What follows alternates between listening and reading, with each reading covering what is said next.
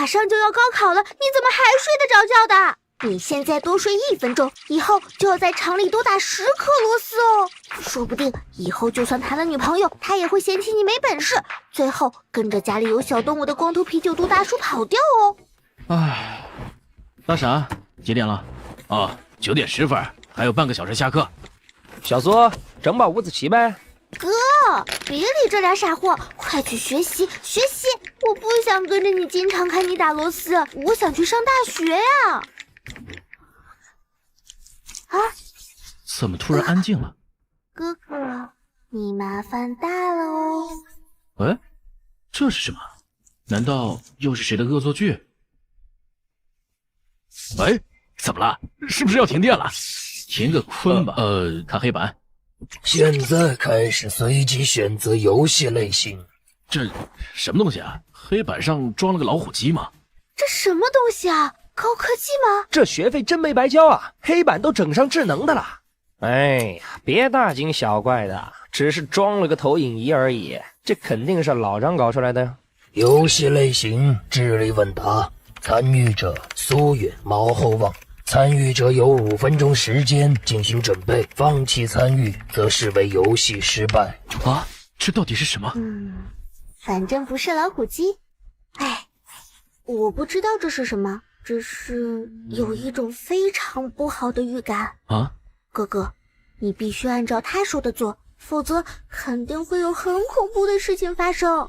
嘿嘿，老苏，你的运气真好啊！第一次玩游戏就能被选中，这运气真是没谁了。唉，是挺好的，要不要我让给你？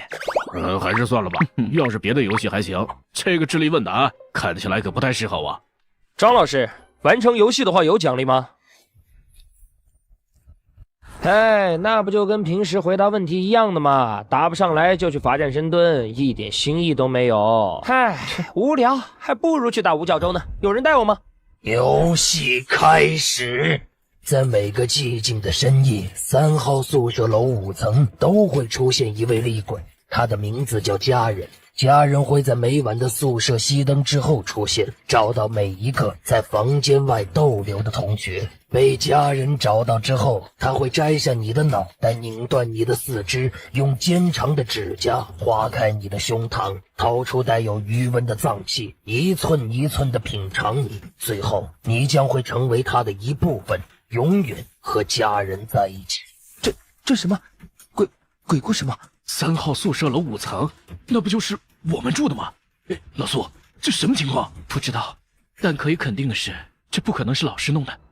请注意听题，当家人划开你的胸膛时，你的出血量会一瞬间达到每秒钟200毫升左右。以参与者为例，成年男子的血量占比约为总体重的 8%， 而当出血量超过总血量的 50% 时，便会彻底死亡。那么从你的胸膛被家人划开的那一刻起，直至死亡，一共需要多少秒的时间？参与者有3分钟的时间作答。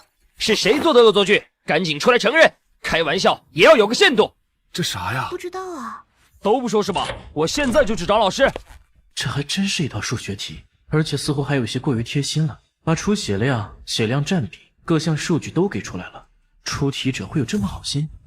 如果按照这些数据来计算，我的体重是70千克，体内的血量就是5600毫升，那么正确答案应该就是5600除以2除以200等于14。似乎简单的有些过分了。再者说，出题的人就知道我准确的体重吗？他为什么不给出一个精确的数字，而是要以参与者为例？我似乎有些明白了，我要怎么作答？将答案写在面前的白纸上。啊，白纸？回答正确，剩余作答时间1分36秒。毛后望人呢？那趴那睡觉呢？周昌，赶紧把他救起来！你这样能叫醒个毛啊？推他呀！望哥，醒醒！下课了？还没。那你叫我干鸡毛啊？黑板上答题。答什么答？晚自习答什么题？不是让你下课了再教我吗？对不起。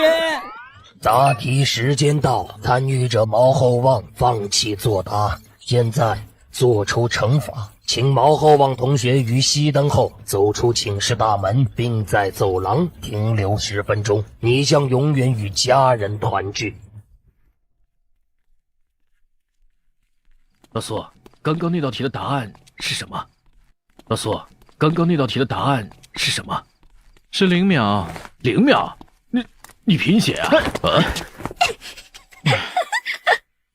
不是我贫血，题目里的那些信息本来就是用来误导的。毕竟按写字前面所说，我的胸膛被划开之前，脑袋已经被摘下来了才对。哦，这是个脑筋急转弯是吧？我还以为你真会做数学题呢。说正事儿，这件事你怎么看？我刚刚去看过了，教室的投影仪根本就没插电，黑板也只是普通的黑板，根本就没有什么高科技。我也去问过其他班了，他们一切正常，只有我们班出现写字。哎，那就怪了，凭空出现写字儿。哎，老苏，你说这个世界上难道真的有鬼不成？鬼？应该有吧。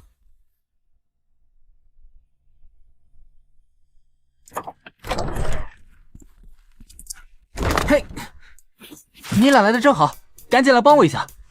走你！嘿，哥，你朋友好傻，他帮忙挂衣服不就行了吗？为什么还要把人举起来？你不懂，这样做他会有一种当爹的快感。距离熄灯还有不到20分钟，高文艺和张扬呢？还没回来吗？去503看热闹了，一堆人都聚在那里讨论什么鬼不鬼的，你说是不是有病啊503是毛厚望住的寝室，我去看看。老苏，等等我也去。去什么？你俩不许去，回来打扫卫生，要不然以后别想再吃我的零食。大家伙，我觉得我们现在的当务之急不是讨论世界上有没有鬼，而是关于毛厚望的惩罚问题。我建议一会儿熄灯之后，谁都不要走出寝室的大门，等明天白天把写字的事情上报给老师和学校领导，搞清楚一切再说。赵玉龙，真不知道你是怎么当上班长的。你这话的意思不就是认为雪子说的是真的吗？哼，酒漏鱼，宁可信其有，不可信其无。对于那些未知的事情，存有几分敬畏之心没坏处。而且还有一个小细节，在作答的时候，这张白纸凭空出现在我的桌面上。我在睡醒之后，同样也在桌面上发现了一张这样的白纸。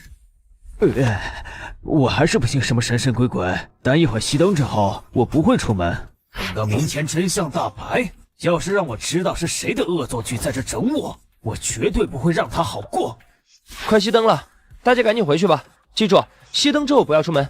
行，明天知道谁做的恶作剧，全班一起打他。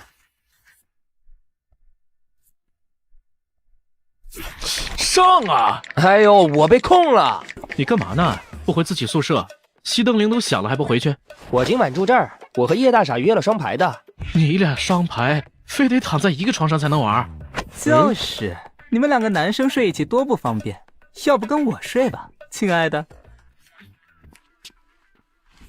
苏苑，有，今夜会平安度过吗？不会哦。为什么？大家不是已经说好了吗？谁都不会打开寝室的门。被鬼盯上的人会因为躲在一扇木门后便相安无事吗？如果是那样的话，鬼似乎也没什么可怕的吧？你不也是鬼吗？为什么连考试帮我抄答案都做不到？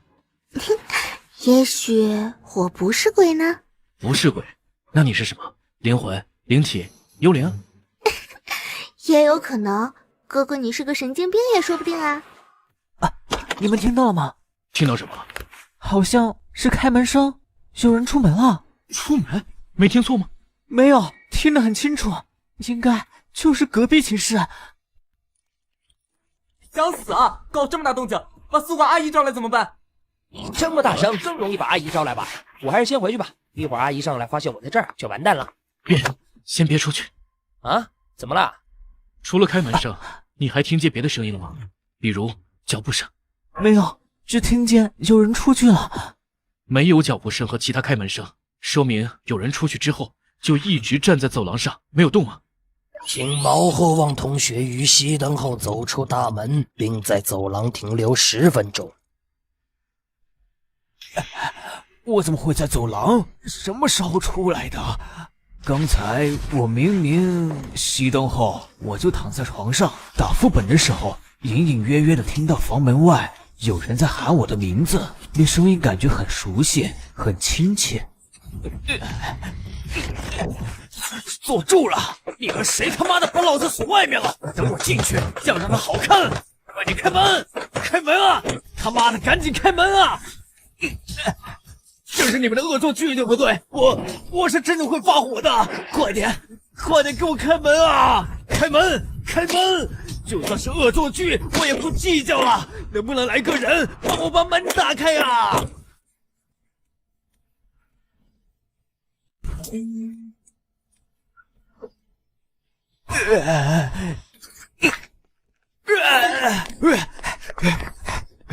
小旺，你在干什么呢？妈，小旺，这么晚了，你准备去哪儿啊？我准备回寝室睡觉啊。妈，你为什么会在这里？小旺，妈妈想你了。你呢？有想妈妈吗？我当然想。那我们永远在一起，再也不分开，好不好？永远在一起吗？好。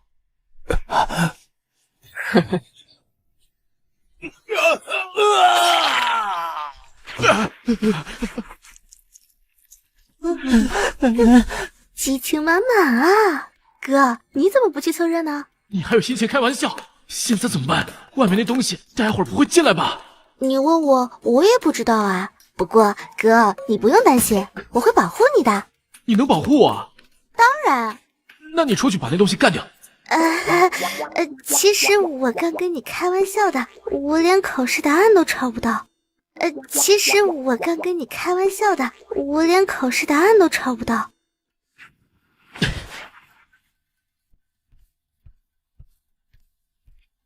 他敲响了501的房门，如果他真能破门而入的话，那下一个目标岂不就是这里？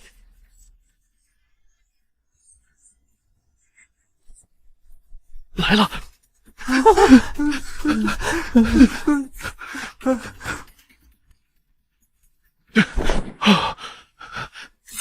我幻听了，刚刚都是幻觉，对不对？对，你就是幻听了，而且我们6个也一起幻听了。李渊，你他妈的，我是送给你，快把我勒死！不行，我今晚必须抱着你睡。小苏，你要不要也过来挤一挤？我屁股有点冷。滚！刚才外面那个是毛后旺吗？他没事吧？我们现在该怎么办？能怎么办？这可是灵异事件啊！这个学校在闹鬼啊！我们只是几个学生啊，我们能怎么办？没办法的。哎，你们谁有503寝室成员的微信？我有，班里的男生我都加了。苏哥，你要谁的？谁的都可以。你帮忙问一下，那边到底发生什么了？他又回来了吗？门外那东西现在又回来了，这是在巡逻吗？确实如黑板上的血字说的那样，家人只会撕碎停留走廊上的学生，没办法伤害留在寝室里的人。看来家人在被某种规则限制。哎，问完了吗？503的人怎么说？问完了，你自己看吧。疯了，真是疯了！刚熄灯的时候还好好的，然后毛后翁就下床往外走，我以为他是去衣柜偷拿我零食去了，我赶忙也下了床，结果我就看见他自顾自的开门，我这时候感觉有些不对劲了，就走过去拉他，可是我根本拉不住，其他几个人听到动静也过来拽他，结果3、5个人都拉不住他。你知道最吓人的是什么吗？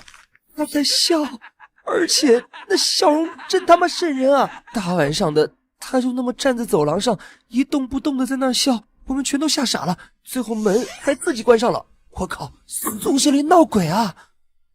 我还说，如果鬼有实体，实在不行就跟他拼了！谁他妈带空这么玩？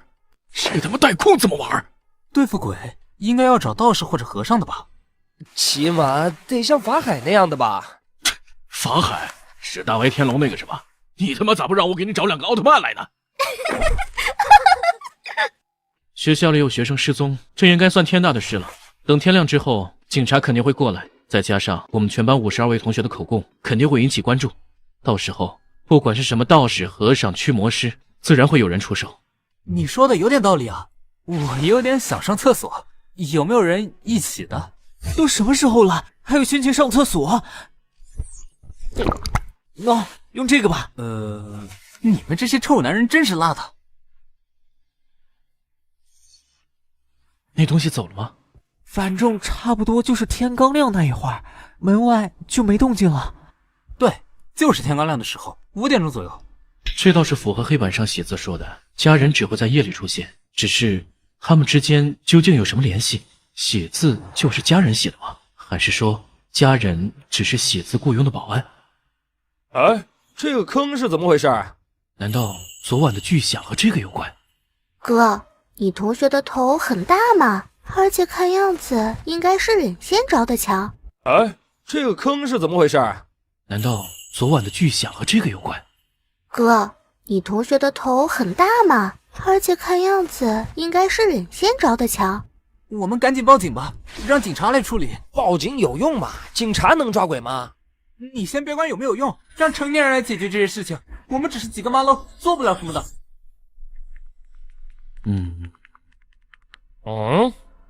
你好，请问我们这栋楼的宿管阿姨去哪儿了？阿姨家里有事请假了，你找她有什么事情吗？啊，是这样的，上礼拜阿姨查寝的时候把我的手机没收了，她说这几天会还给我。什么型号的手机啊？华为 Mate 60 Pro。华为。哎，是这个。谢谢。老李，他们要你就给啊，那手机可值不少钱呢。别总盯着这些蝇头小利，现在才刚开始，千万别乱惹事。哎，我感觉不对呀。那不对，一个地中海大叔，另一个摆明了就是街头混混，就算阿姨请假，学校也不可能找这样的人来当宿管。而且学校是不让带手机的，被发现没收的话，要等到期末家长来领。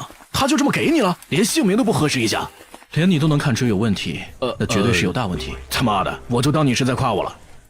从古到今都是有诡异的，只是普通人不知道而已。你们看过吧？之前上新闻的灵异事件。灵气复苏的时代已经到来，马上就会开放修仙功法，全民修仙的时代马上到来。记得请我吃饭。哎，你怎么拿回来的？很麻烦，总之付出了巨大的代价。记得请我吃饭。哎，还有我。苏远啊，苏远，他们说的是真的吗？毛后望真的？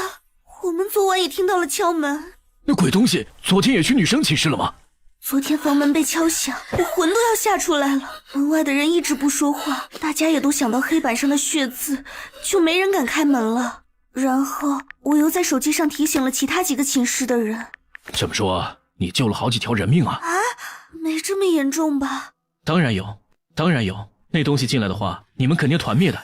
你那一抽屉的小说果然不是白看的，到时候让学校给你颁个奖。都这时候了，你们两个还有心情贫嘴？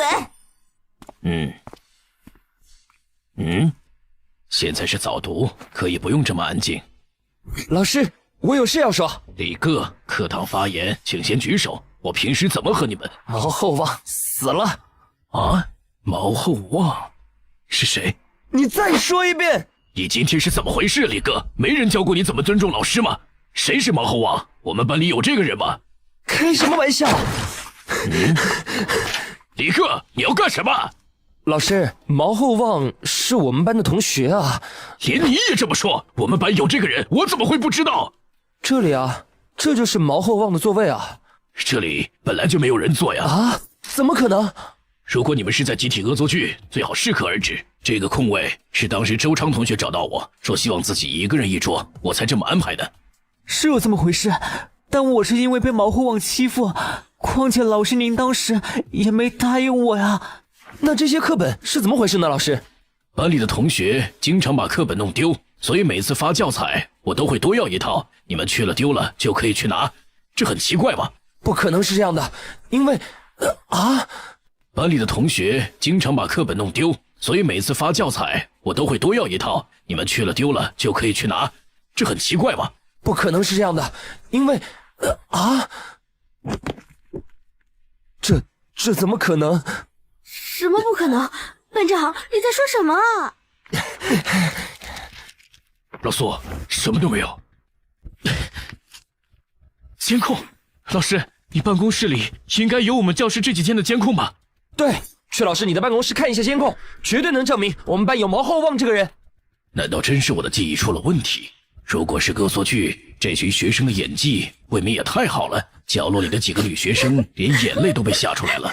现在是上课时间，周玉龙跟我去办公室就可以了。我问过所有毛厚望在校的朋友，他们都说不认识这个人。看来事情确实不简单。同学们，整蛊游戏可以到此为止了吗？我平时没有严格要求你们，不代表你们可以随意戏弄老师。我不希望下次再有这样的事情发生。怎么回事啊，班长？监控里没有拍到毛厚望吗？这怎么可能呢？我前天还跟他下了五子棋的呀！我和张老师看了最近7天的监控，都没有看到毛厚望，学生档案里也没有毛厚望，我找不到一丝他存在的证据了。学生档案里也没有毛厚望，我找不到一丝他存在的证据了。那昨天晚上的监控呢？黑板上出现的血字又怎么说？监控器是安在黑板上面的，照不到黑板。够了！现在是上课时间，都回到自己的座位上去。你们的首要任务是学习。我们现在要怎么办啊？没有人会相信我们的啊！相信就有用吗？我们能对付鬼吗？我们是不是要死了？老苏，我们跑路吧。过几天他没事的话，我们再走。谁也不敢保证贸然离开这里会发生什么恐怖的事情。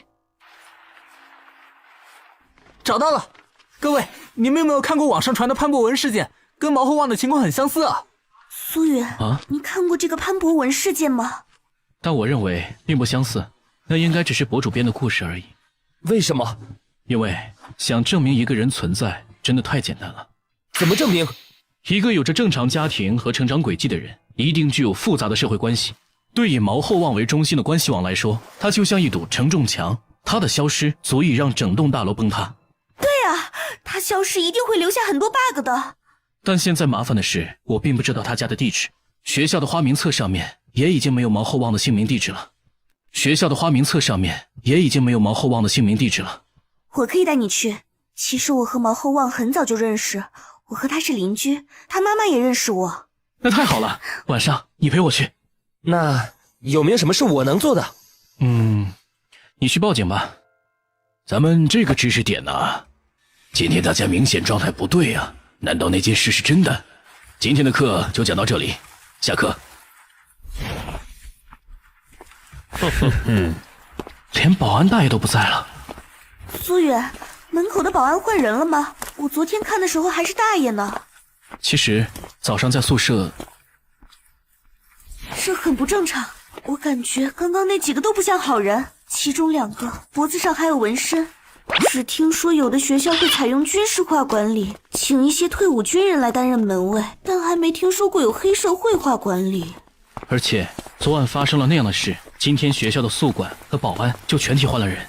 巧合吗？2件不合常理的事在同一时间段发生，他们之间说不定会有什么关联。谁不知道有关联？就嫌你聪明？哼！但我暂时想不出任何联系，归根结底还是已知的情报太少。我们小心一点，被我妈妈看到我回来的话，会很麻烦的。哼哼，活该，让你妈妈骂死你！这就是毛厚望的家了，我和他妈妈挺熟的，一会儿进去就我来说，他应该不会怀疑的。小夏，你怎么来了？快请进，快请进。这位是？阿姨，这是我同学苏远，我带他去我家取点学习资料，但我妈妈不在，我也忘记带钥匙了，我们能不能？当然可以，你们能来做客，阿姨高兴还来不及呢。谢谢阿姨。你们俩在这坐一会儿，阿姨去给你们切点水果。谢谢阿姨。这里原本站着毛厚望的。这张照片其实拍得不太好，中间这一块空的太多了，而且我感觉我的眼睛总是在往下飘。的确，阿姨，您认识毛厚望吗？啊，居然这么直接。白天有一个电话打过来，也问了这个问题，但阿姨真的不认识这个叫毛厚望的人。他是你们班的同学吗？白天是我们班的同学吗？可我明明问过班里的人，没有人知道毛厚望家里的电话。是我们班的同学吗？可我明明问过班里的人，没有人知道毛厚望家里的电话。阿姨，卫生间在哪里？我带你去吧。不用，阿姨，我们在这聊会儿天吧。我都好久没来做客了。还说呢，你毛叔叔经常出差，我一个人无聊得很，你也不知道来陪陪阿姨。我第一次看到你的时候，就说这孩子长大了肯定是个美人胚子。呵呵。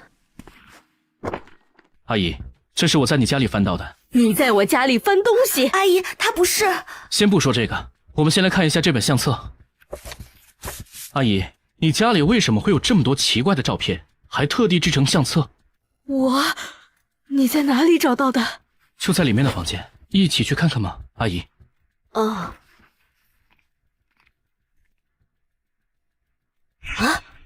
阿姨，这个房间墙上为什么会贴着这么多的白纸？这些手办和漫画是谁的？您和叔叔对这些也感兴趣吗？相册我是在这里找到的，这个日记本又是谁的？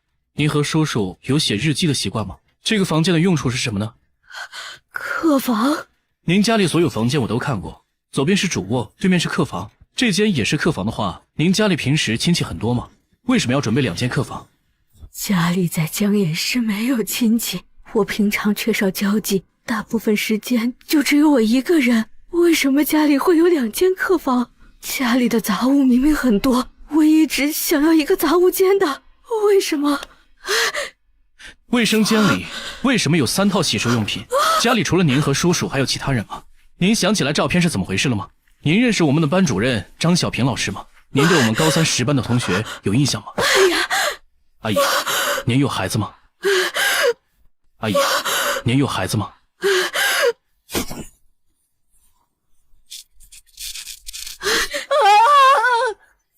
快停下来，别再问了。怎么办？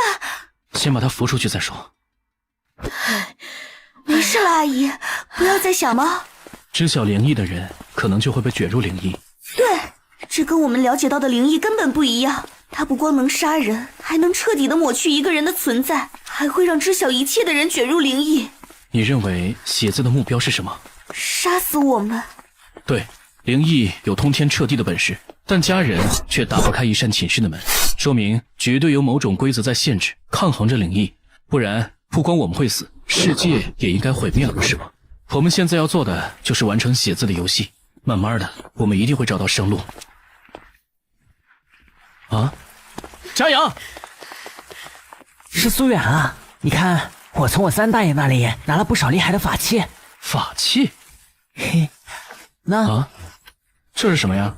童子尿。我去，你能不能小心点儿？你都不知道我费了多大劲才弄到这么多。这有什么用啊？这是你的还是你三大爷的？有点上火啊，看着。去你的！我费了老大劲找附近小孩凑的。我三大爷说童子尿阳气旺盛，可以用来消煞镇宅，有克制邪祟的作用。电影里不也经常用吗？这是黑狗血、糯米、木做的貔貅。苏妍，你们那边怎么样？唉，没什么收获。这样吗？我们也差不多。虽然警察没有把我们赶出去，但我感觉他们没有放在心上，甚至觉得我们是精神病。就算有专门处理灵异事件的机构，这本身就是一个假设。就算是真的有，警察应该也是和普通人一样，并不知情。今晚红字还会出现吗？哎，是不是血字不会再出现了？应该没那么快。昨天血字好像是最后一节课出现的吧？对，而且我记得答题一结束，立马就下课了。如来佛祖、玉皇大帝、上帝，求求你们保佑啊！今晚不要再出现了，就算出现也别选到我啊！大家晚上好。好你个头好！你到底是什么东西？为什么会找上我们？你到底是什么东西？为什么会找上我们？能不能别来我们班？拜托你去别的班转转行吗？9点10分，差不多是昨天我刚睡醒的时间。今天写字的出现似乎提早了一些。现在开始随机抽取游戏类型。末世，这个游戏会发生什么？地震、海啸、百鬼夜行。如果写字真能做到，那遭殃的不只是班里的同学。如果写字最终的目的是杀人，那他为什么不直接选定末世求生？是享受猫抓老鼠、戏弄猎物的快感吗？下面开始进行随机参与者的抽取。本场游戏的参与者是田宇、夏世元、叶润海、宋小夏、吴冰。啊！没抽到我，没抽到我！哈哈哈哈哈哈！哎呦，谁他妈丢的？你爹丢的！你他妈很高兴是不是？老子打死你！给老子站住！我错了，我没幸灾乐祸，我只是一下没控制住。有什么恩怨之后再说啊。啊？没事的。明明是你被选中了，为什么安慰我？今晚的游戏叫做丢手绢，请先在教室内清理出一块空地。照做。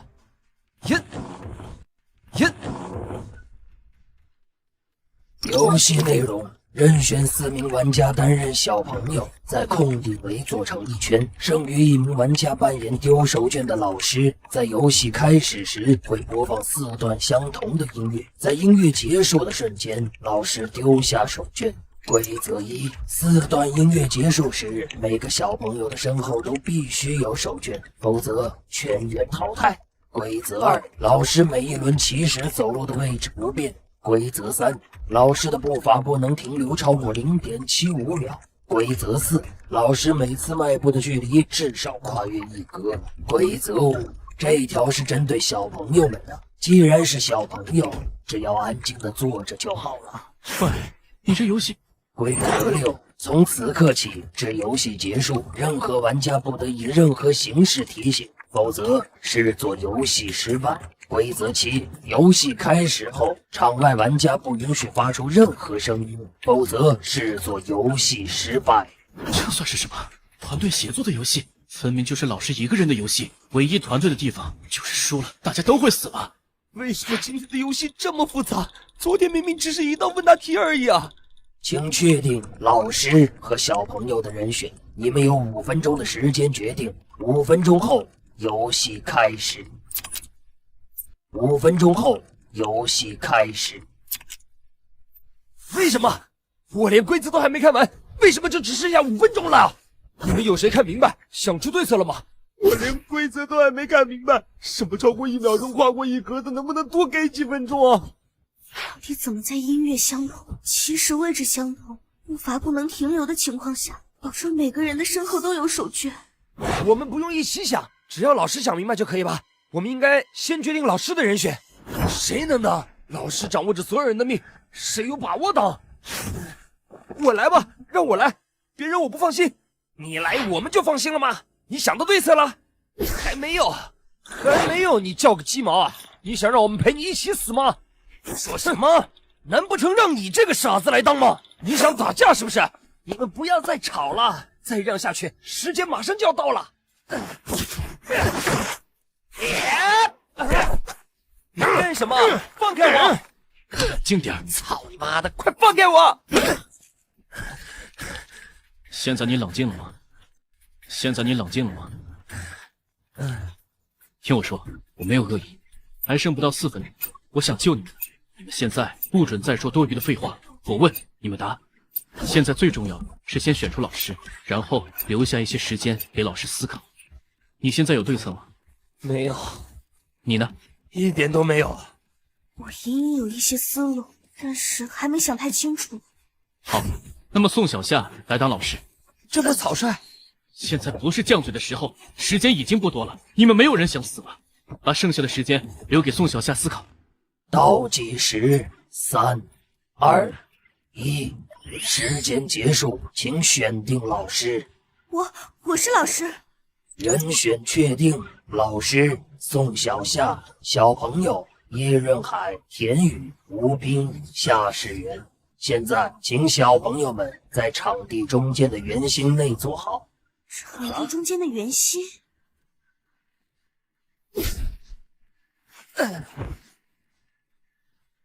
请老师行动时沿着圆圈行走，否则将视作无效。游戏开。等一下，起步的位置我可以自己选择吗？起步的位置我可以自己选择吗？请便。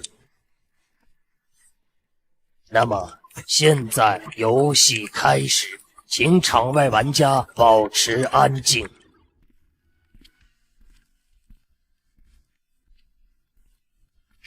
这个丢手绢的游戏，我倒是想到了2种解法。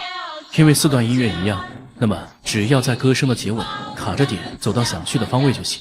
不过这样做容错率太低，毕竟关乎到几人的性命。162、163、164，我没有出错。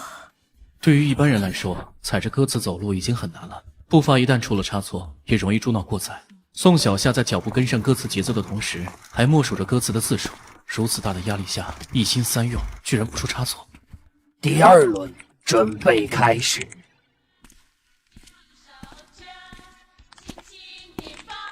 这一回合，我需要把手绢丢在1号吴斌的身后，因为有步伐停留不得超过1秒的限制，所以每回合多走的容错率绝对比少走要高。按照顺时针的顺序传下去，只要我每回合多走1步，就可以结束这场死亡游戏。最好的办法就是在纯音乐的几秒间加快脚步，走出13步，这样就算出现失误，也可以在第2部分的歌词中调整。对，就是这样。第3轮准备开始。第3轮准备开始。整首歌的速度变快了。我只看到了血字所说的4段相同的音乐，没想到歌曲的速度还会产生变化。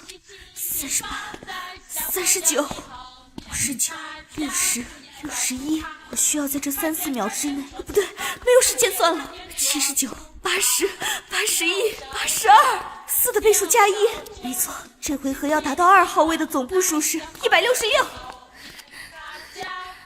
歌声结束的瞬间，还需要走81步。为了保证不出错，我要在歌词的倒数第10个字走到156步，才在3号位上。好累啊！我操，牛逼！再坚持一下就好了，先活下去。第4轮准备开始。这回合是变快还是变慢？还是说会变得更快？这轮没有歌词。不是没有歌词，只是声音非常轻，再加上歌声伴奏的声音也被放大了，根本就听不清歌词。丢手绢，丢手绢，轻轻地放在小朋友的后面，大家不要告诉他。整首歌已经过去一半，游戏到这里差不多就结束了。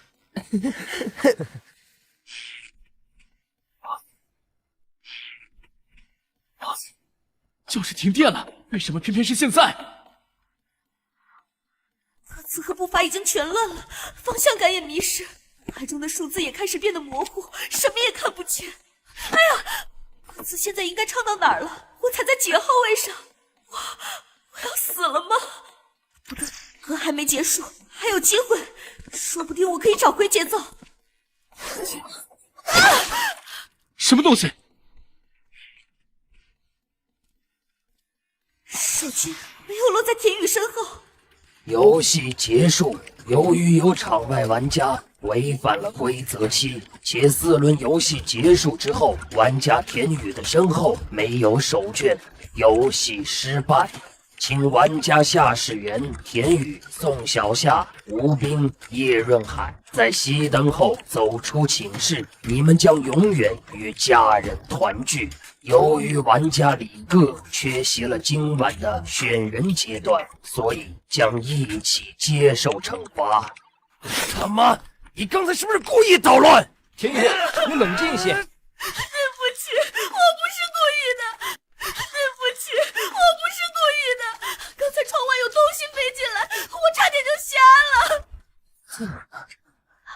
在那，是一只鸟。这是一只斑鸠，这种鸟一般不会在夜晚出没，更何况还是雨天。他就是不想让我们活，是不是你搞的鬼？自己定的规则又玩不起，你是真下贱呐！我们就要死了吗？像毛后旺那样被鬼杀掉，从这个世界上彻底消失。晚上去我们寝室。家人进不了寝室，我们把你摁住，不让你出去就可以了。再说张扬那里不是还有很多法宝吗？鬼怪肯定近不了身。你之前不是看不上那些法宝的吗？现在怎么？没时间了，赶紧走吧。等一下，外面还下雨呢。走吧。哦，走了，老张。啊，好。你先躺上去。好。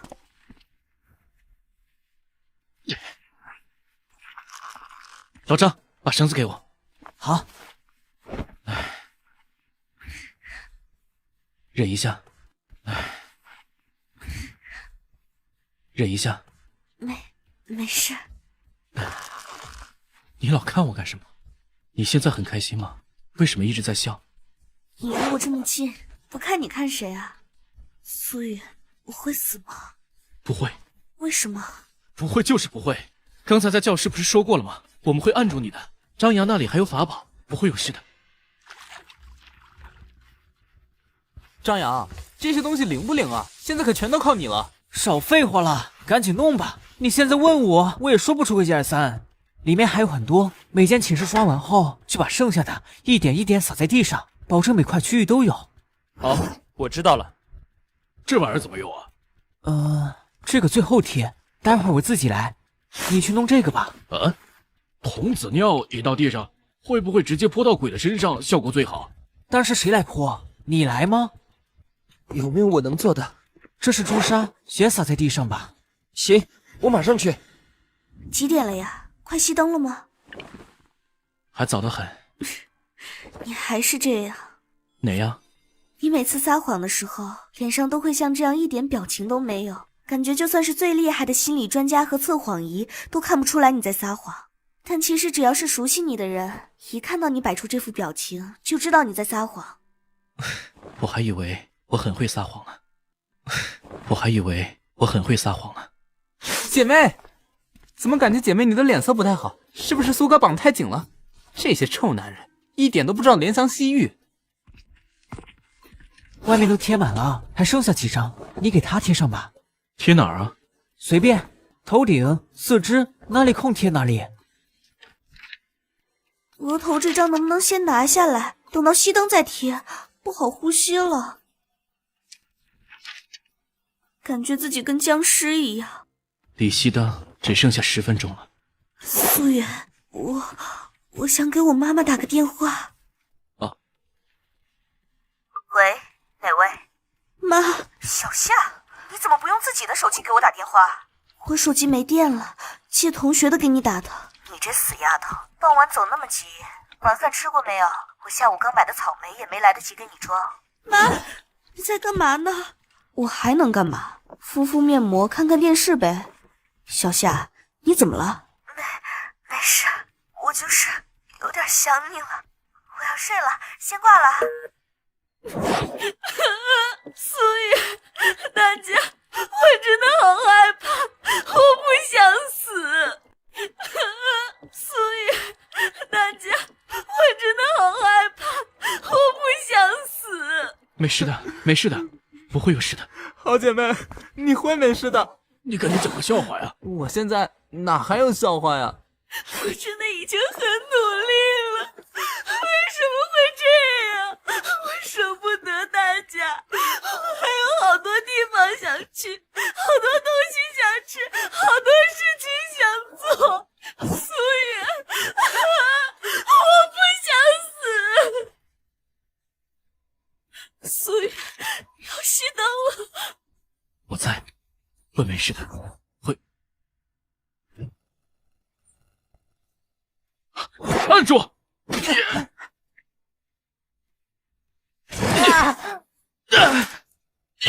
小夏，快按住他！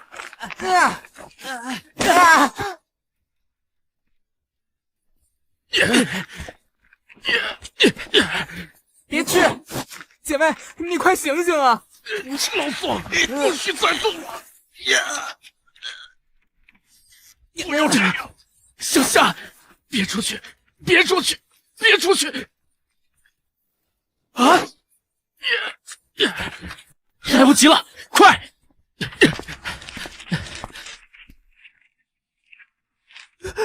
对不起，大家没狗血，童子尿没作用，跟你没关系。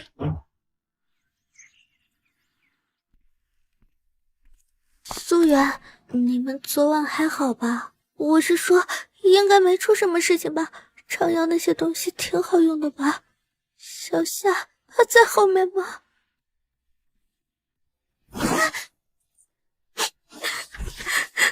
雅若同学，发生什么事了吗？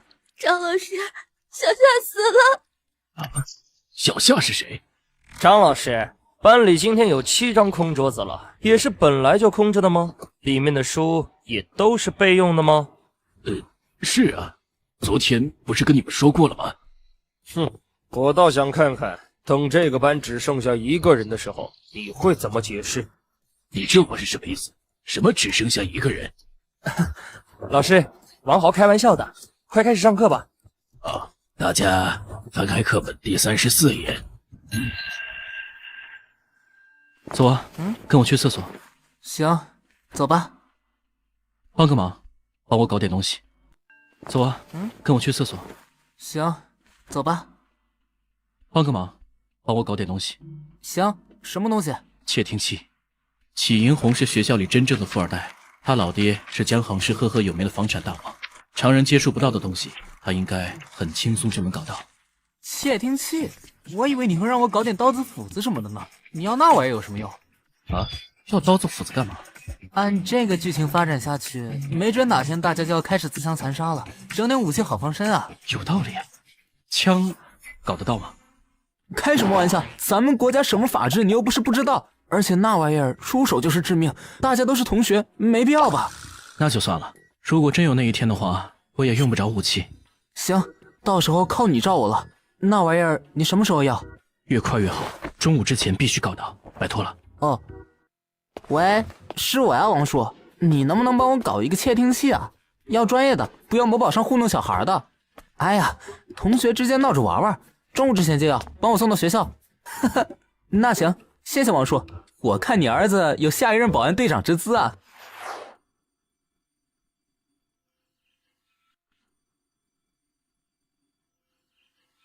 你们10班怎么回事？别的班队都排好了，你们还在这里趴着不动，非要我进来请是不是？怎么回事？老师的话也不听，一个个都不想念了是不是？不想念，都给我滚回家去！都起来，排队。哼，还算有救。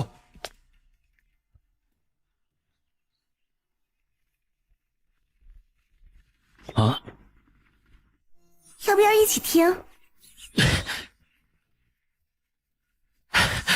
舒远，啊，没事。你他妈什么毛病啊！天哪！天什么天？你看见你太奶啊！天哪！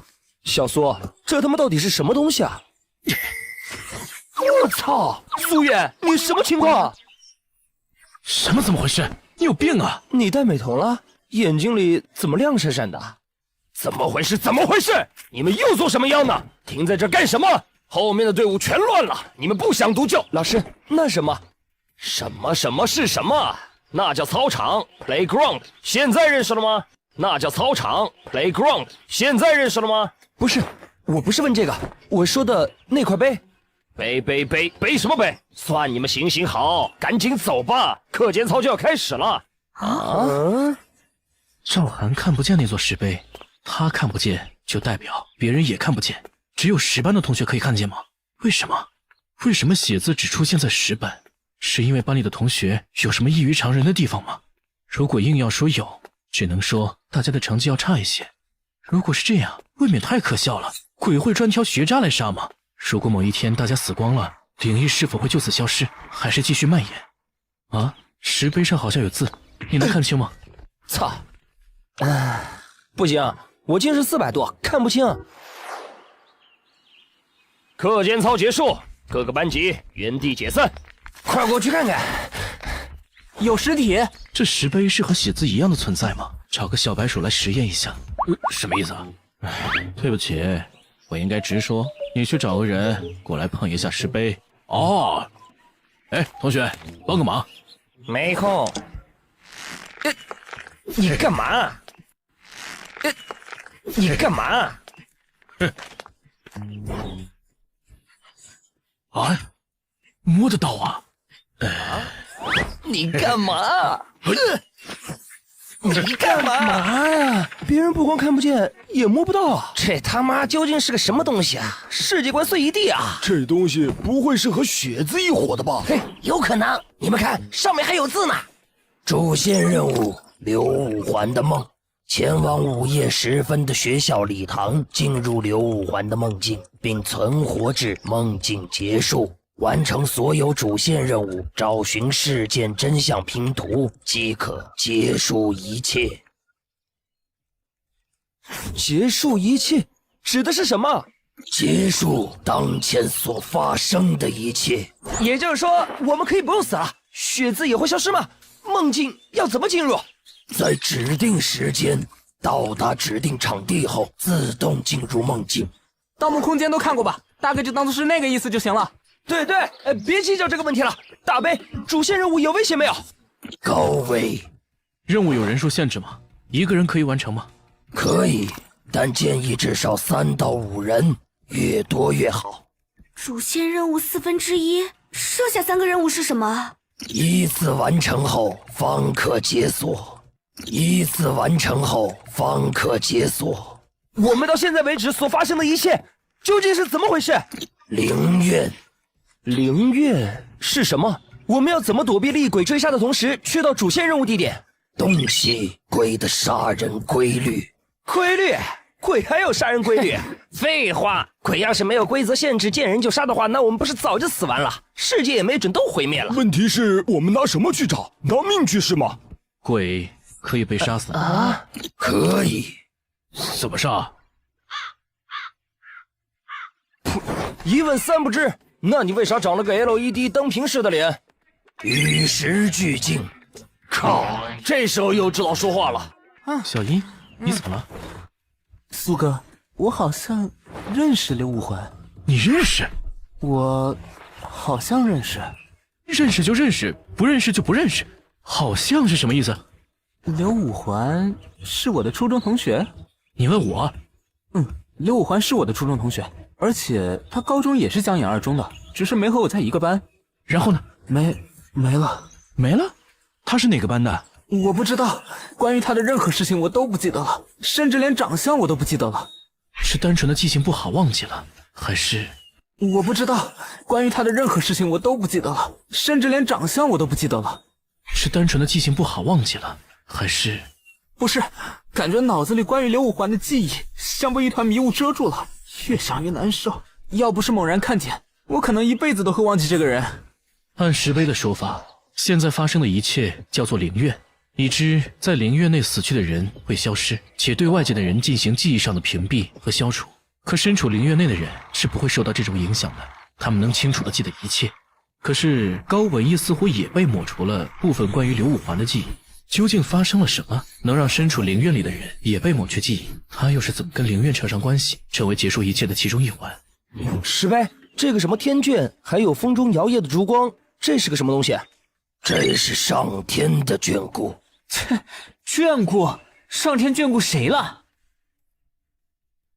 有用的屁事一个都放不出来，你到底是个什么玩意儿？我是上天。妈的，那石碑吹牛逼说他是上天，真是的话怎么不来拯救我们？就知道说风凉话，风凉话都说不利索，有一句没一句的。真有刘五环这么个人吗？还刚好是你同学？肯定有的，看到名字的那一下我就想起来了。其他的呢？他家在哪里？是哪个班的？跟你有过什么交流？这些都不记得吗？我都说了，我只能记得有这么个人，他是我的初中同班同学，高中也在我们学校，其他的什么都不记得。你们别问了。你们有听说过这个人吗？我一点印象都没有。待会儿去打听一下吧，应该就是我们同一年段的，至少搞清楚是哪个班的吧。万一搞不清楚呢？就像毛后旺他们一样，被那些普通人忘记。你没事了吧？脸上的伤好一点没有？有没有伤到眼睛？好多了。现在不是说这些的时候，说正事吧。就算没人记得刘五环，至少能确定一点，这个叫刘五环的肯定死了，而且跟这个什么灵院有莫大的关联。这个听说是国际间谍专用，品质杠杠的。行，靠谱。下次请我吃饭。你说反了吧？没说反，你请我吃饭就当我谢谢你了。行，做人还得是你。你还没说你要这东西干嘛使，而且我们为什么要躲到厕所里交易？教室里有监控，现在只是猜测，等有了结果我会告诉你。啊？咋了？那边看到没？看不清，我400度近视加青光眼呢。抱歉，我忘了。小一，你近视吗？我不近视。你看着他们两个，我出去一下。他们走了的话，就给我打电话。你看着他们两个，我出去一下。他们走了的话，就给我打电话。好，他们出食堂我就给你打电话。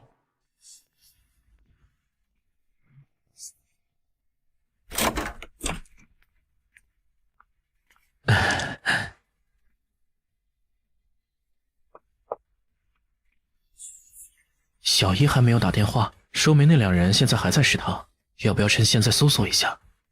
没有锁门，说明房间里应该没有放重要的东西，而且不确定对方是什么身份，万一打草惊蛇就得不偿失了。整整1个下午，耳机里都没有传出说话声，看来那个秃头和长毛吃完饭之后并没有回到寝室。Okay, open the English book and 干嘛？烦死你了，讨厌鬼！抱歉啊，头又开始痛了。佛祖保佑，上帝保佑，不要抽到我！老苏，我要是歇菜了，你就去给我妈当干儿子，反正她认识你，不然我怕她闷得慌。老李，现在的女学生真会打扮啊！老李，现在的女学生真会打扮啊！我今天看到一个长得贼拉带劲，我还要到联系方式了。不是跟你说了，先别和那些学生交流。我知道，我又没找那个班的学生啊。他们果然知道些什么。总之啊，你自己注意，现在被卷进去，我们也脱不了身。你盯着点监控，我进去眯会儿，有事叫我。狗东西，仗着自己来得早，还使唤起我了。别让我爬到你头上，不然你死都不知道怎么死。信息量很大，但是还不够多，感觉距离听到想要的那个答案就只差1点了。能讲话了没？能。老苏，我早就想问了，你这耳机戴1天了，干啥使的？偷听啊。偷听？偷听谁啊？你咋还当上特务了呢？宿舍楼那俩人。那俩小子呀？啊，我看着也不像啥好人。哎，听到啥没？有一点，但不多。那你听多了再告诉我。大家晚上好。比昨天又早了5分钟。现在开始随机抽取游戏类型。下面开始进行随机参与者的抽取。本场游戏的参与者是苏远、张扬、林源、吴晨飞、龚安顺、杨若、徐丹、李磊、王豪、邓鑫、马洪虎、陈亚楠、徐月月、吴雨欣、练雨思。15个人，妈的，怎么这次会有这么多人？真倒霉啊哥，3次游戏被抽中2次。你好像很高兴，你不害怕？又不是抽到我怕什么？抽到我了呀。然后呢？我死你不死。我本来就死了。好吧，你赢了。如果有人问江衡2中最恐怖的地方是哪儿，毫无疑问是熄灯后的3号宿舍楼，因为那里游荡着一只极其恐怖的厉鬼。本次密室寻宝的主题是宿舍寻宝。规则1：玩家需要在熄灯后的3号宿舍楼存活至少超过2个小时。我寻你个鸡毛！你直接让老子自杀得了，你这比直接让老子接受惩罚还狠啊！规则2：在游戏期间禁止进入501至505寝室。规则2，在游戏期间禁止进入501至505寝室。规则3，需要在宿舍内找齐天阳土、泽阴木、火阳火、火阳木、风阳金、雷阴木、火阴水、泽阳火、泽阳土、天阴木、风阳火、雷阳金、泽阴金。2个小时内没有找齐，则全员淘汰。请注意，含有这些物品的寝室是安全的，每间寝室最多能安全地容纳3人，安全期为45分钟。现在开始是准备时间，熄灯前5分钟进入宿舍楼，可自由选择初始楼层。什么阳土阴土的，什么东西啊？我们怎么办？闭嘴！哭哭啼啼的解决不了问题。参与者跟我去操场，我有事要说，关乎性命的大事。老苏，活着回来，等你回来我们闭嘴。各位，我知道天卷是什么，是什么？只能演示到这儿了，我能使用的程度是有限的，现在用完就应对不了一会儿的游戏了。各位，这就是上天的眷顾。各位，这就是上天的眷顾。我的能力叫风化。你这是超能力啊？你可以这么理解。原来如此，你是什么时候有天卷的？排队去操场的时候，隔着老远看到石碑的时候就有了。那你为什么不早说，要等到现在才说？哼，我为什么要早说？再说了，血子应该是有智慧和意识，万一他专门针对我这种有特殊能力的人怎么办？风化有什么具体感受吗？身体有没有发生什么变化？没什么感受，就好像突然就会了。至于身体变化嘛，我的身体素质也被加强了一些。我靠，真牛逼啊！我们也会有吗？要怎么样才能得到天卷？我不知道，突然就有了，大概就像是胸毛一样吧，该有的时候突然就有了，也有的人可能压根儿就不长。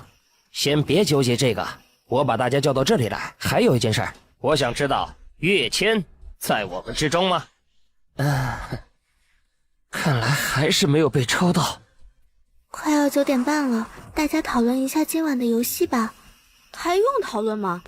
飞哥那么厉害，我们都跟着他不就好啦？跟着谁的事情一会儿再讨论吧，毕竟我们的任务不只是活过2个小时，还要找齐那些叫天阳土什么的东西。你们有谁听过这些东西吗？别说我们没听过，我上百度都查不到。有点麻烦了，男女寝室加在一起一共有140间，还不排除可能会藏在很多犄角旮旯。2个小时，我们全用来找，也未必能找全。不然我们一个人负责找一层怎么样？这样比较快，反正可以提前选择楼层。你疯了！这种情况一个人行动，死都不知道怎么死的。你别忘了，我们不光是要在2个小时内找齐物品，宿舍里是有鬼的。说句不好听的，要是有人死了，那他负责的楼层怎么办？我们现在先拉个微信群，有谁找到了什么物品，身边有同伴死了，鬼大致在哪个方位，都在群里汇报一下。什么意思？你们真的要分头行动？各位，因为安全的寝室最多容纳3人这一规则，最好的分配方式就是3人一组。当然，这只是一个建议。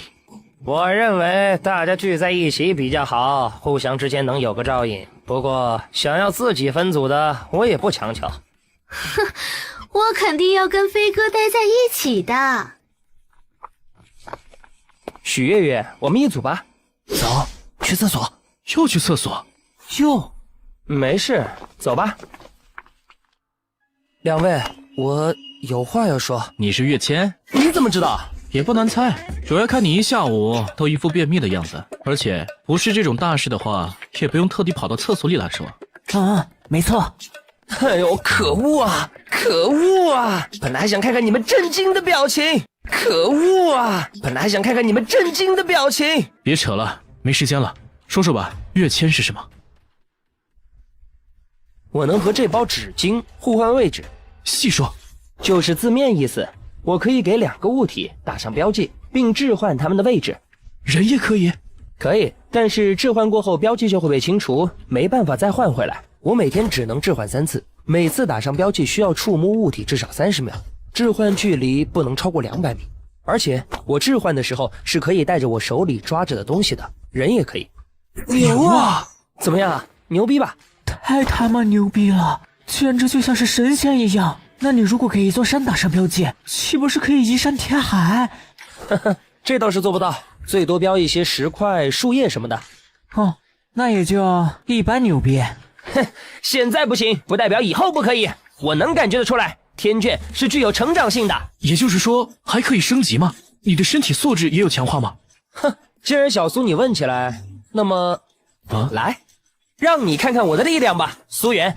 那么，3、2、1，我没准备好，再来。再来！你他妈的到底是什么鬼？不知道，从小就力气大，也不知道你吃什么长大的。就待在这里吧，从这一层开始。为什么？我有一些猜想。为什么？我有一些猜想，但是不太确定。等会儿熄灯后，我们直接去2205寝室。好。我突然想起来，那些寝室里都是有人的，他们应该不会让我们进去乱找吧？不过也由不得他们，不让找的话，小苏就用武力征服他们。我们在男生宿舍的4楼，我们3个在女生寝室的2楼。我们男寝2楼。苏哥加油！别回来了，老苏，你回不来的。虽然你白天很不讲义气，但是我还欠你一顿饭。加油，各位！1、2、3、4、5。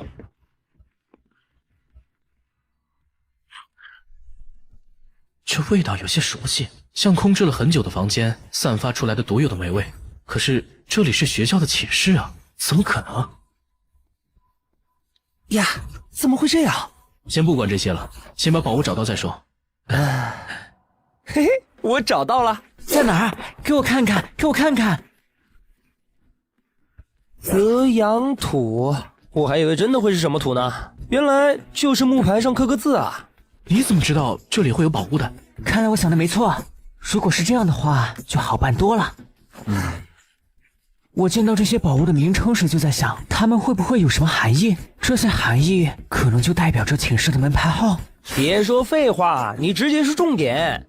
听我说完，这些宝物的名称都是以5行来收尾的，而在易经里，5行都有对应的数字，这是我的第一个猜测。5行都有对应的数字，这是我的第一个猜测。但是宝物的第一个字却又蕴含了天雷、风泽这些5行以外的东西。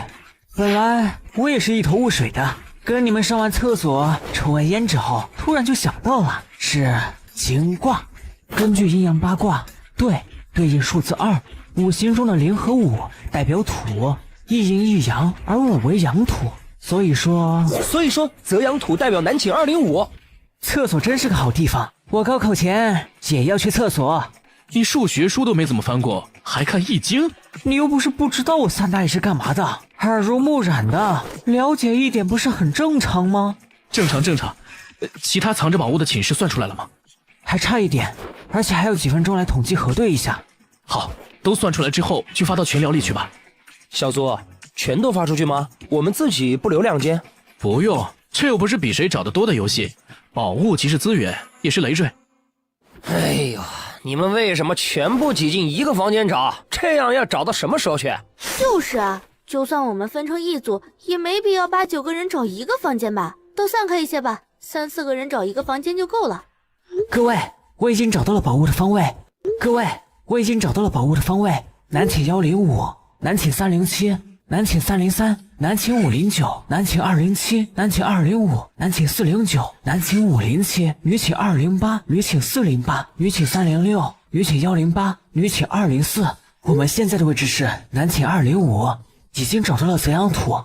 这样我们就有救了，不用一个一个房间去找了。张扬怎么知道的？万一错了怎么办？错不错的，去看看不就知道了。对，4楼是在409，我们去看看吧。妈，你怎么在这里啊？什么？我当然想了，可是现在我还有事。不，最重要的当然是妈妈了。飞哥，怎么办？飞哥，都靠你了！快想想办法，飞哥！只有你有超能力，只有你能对付鬼啊！睡吧，杂碎！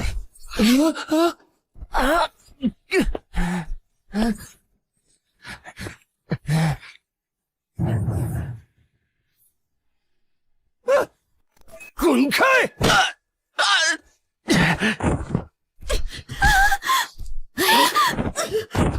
要死你们死吧！星星，你没事吧？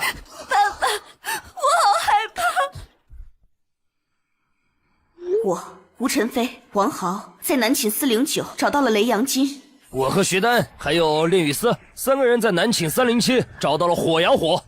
我一个人在南寝509找到了风阳金。我和邓鑫还有许月月，我们在女寝208找到了阴泽木。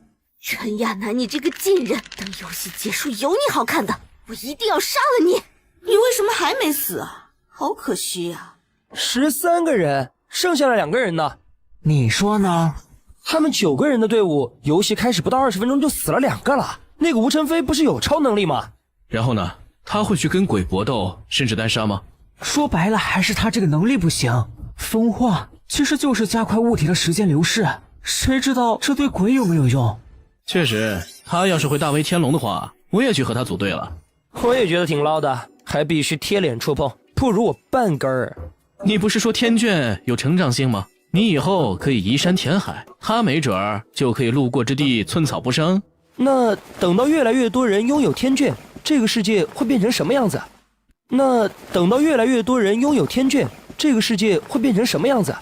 如果得到天眷的前提是进入灵院，那应该变不成什么样子，毕竟死亡率太高了。我们现在正在女寝204，已经找到了阴泽金。每间房间不是有45分钟的时限吗？你们为什么要这么快找？刚才家人不是在男寝吗？所以我们就直接换寝了。男生寝室一共就只有8个安全的房间，他们剩余的人被分成了4组，已经用掉了4个房间，剩下的4个房间根本就不够分。而且我们在的位置是男寝205，隔壁的男寝207就是一间安全的寝室，男寝105也正好在他们的楼下。也就是说，他们3楼以上的7个人只剩下2间房间可以用。你就只有1个人，为什么不能安心去死呢？把房间让给我们！我让你妈妈！最该死的就是你了！大家，我亲眼看到徐丹把吴雨欣拽倒在地。你在胡说什么？明明是你把他推倒在地的。真是脸都不要了！你平时在班里是什么德行，大家不清楚吗？我们该怎么办呀？我们直接去抢3楼的房间，怎么样？我们怎么抢？这么远的距离，万一他们听到脚步声直接换房间怎么办？那他们怎么办？我们就等死吗？你们想要我去对付家人可以，但是我的能力必须在意识清醒的情况下才能使用。你们自己选一个人去当诱饵吧。那刚刚李磊被杀的时候你怎么不出手？那么好的机会，我怕了。他的脸转过来那一刻，我都快吓得失禁了。哪怕现在有一丝别的生路，我都不会选择去正面对抗家人。那你这次我不会跑的，硬着头皮也会上，因为我们根本找不到3间安全的寝室。哼，信不信随你，反正一会儿应该也由不得你们。小二说的有道理，我们现在去207寝室吗？你们相信我吗？我信。当然，我一直觉得小苏你是一个让人有安全感的男人。你他妈被高文艺附体了是吧？信我的话就听我的，207寝室我们不要了，让出去。必要的话，105寝室也可以让出去。啊，你疯了？还是说如来佛祖附体了你菩萨心肠？滚！现在的情况是宝物在男寝室资源，但是在杨若那边的女生寝室是累赘。女生寝室那边现在还剩下3件安全物，他们现在在2楼，108不能再让他们找了，不然他们就要从1层连穿2楼到3层，搞不好就是全军覆没。他们万一死了，那408和306怎么办？所以108只能我们去。可是我们现在在男寝2楼啊，就算1楼有陵园的标记，我们也要穿过很长一条过道才行。这就是我们让出2间寝室的意义了。从前面发生的事情来看，家人会直接去猎杀在走廊上的人。我还是头一回听你说出这么有逻辑的话。那是，真以为我是叶浩宇啊。30分钟的空窗期只能想办法拖了。我们有陵园的跃迁，可以把时间拖到最极致。行，话都说到这份上了，这条命就给你了，我听你的。吴晨飞，你在11点03分出门，并且给我打视频。好。他们的安全时限快要过了，要不要等到11点03分没有准时出门，我们会直接走进207寝室。你放心，肯定准时。这女人真阴啊！跟这种人一组，不光要提防鬼，还得提防着人。可以出门了。好。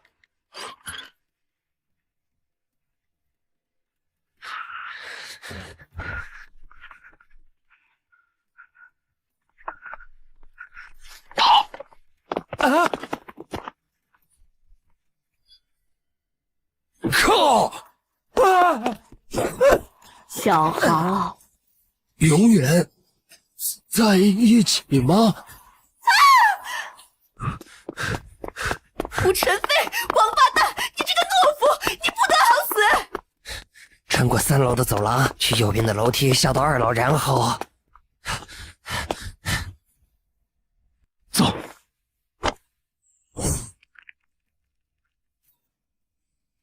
跑！啊！你这手冷得跟死了3天似的，没事吧？没事，走。哎呀！啊！你先跑啊，别管我。啊！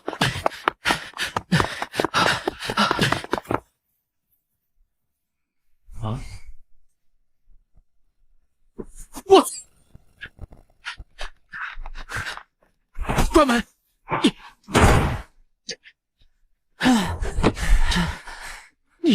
你他妈什么情况？身体这么虚的吗？谁知道这天卷用起来消耗那么大。小苏，你救了我，以后我就是你的人了。滚！你他妈说话别那么恶心！原来是吴晨飞一个人在和另外3人对喷，他抢走了南寝303。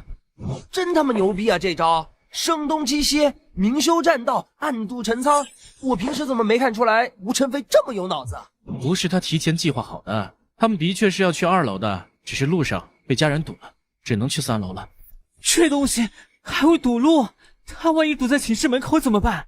应该不会，家人至少目前看来是不具备神智的，就算有也不多。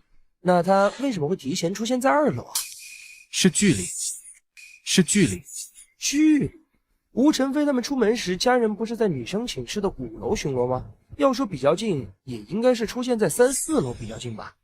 你说的那是直线距离，你要按照他的行动方式来想。首先排除家人会瞬移，你刚才看到了吗？看到，一个黑漆漆的影子，像一只大蜘蛛一样爬过来，那速度太快了。对，家人应该是在发现有人的第一时间向南寝楼上爬去，这也是他为什么每晚不用走楼梯的原因。如果是这样的话，他速度那么快，又无视地形，我们怎么办？先让我想一下，杨若他们已经顺利的到达了女寝306，且没有出现伤亡。女寝剩下的408，他们应该没有什么问题。南寝那边总共还剩5个人，分别是5楼的公安顺、3楼的徐丹、聂雨思和马洪虎，还有独自一人的吴晨飞。公安顺所在的509寝室安全时限快要到了，但是他可以迅速切换到旁边的507。徐丹他们的307也快到时间了，但因为303被抢了，他们只能换到楼下的205。这样一来，包括我们在内的4组人，每组各自有了2间寝室。最后的105成了谁能存活下去的关键。很抱歉，我们要食言了。家人的速度比我想象中的要快，30分钟的空窗期，我们根本度过不了。105只能是我们的。哎呀，反正我们有跃迁，可以把时间拖到最极致。我也想看看他长什么样子呢。嘿嘿嘿嘿嘿！你他妈的还好自叫，还不是要背起这个傻逼？为什么你们不能好好等死？为什么要抢我的寝室？我的命最宝贵了！别再叫了，时间不多了，我们先想想怎么办吧。怎么办？让吴晨飞那个混蛋把我的寝室还给我！真的寝室最难找了。别他妈叫了！别打我！没时间了，吴晨飞不会把寝室还给你的，我们只能去2楼了。先冷静一下。现在几点了？11点12分。加油，我们一定要活下去。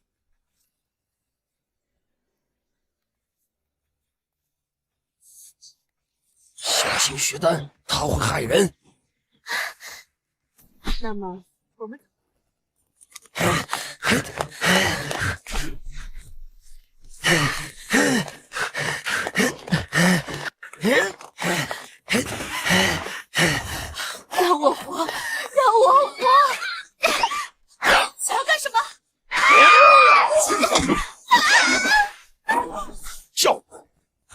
暗算我，活该！竟敢算计我，该死，该死！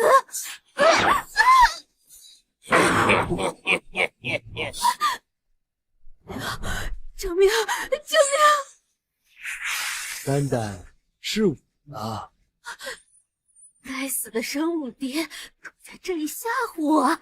你真该死！你们全都该死！哎，你准不准呀？丢得好一点，太偏了可是捡不回来的。放心，我小时候孤儿院的院长喜欢打棒球，我经常和他一起玩，都是我丢球。你每次都往院长脸上丢，砸得他青一块紫一块的。那是院长的技术不行。什么时候动手？就现在吧。你俩帮我看着点门。我现在的位置是108，男女寝室的位置是呈镜像。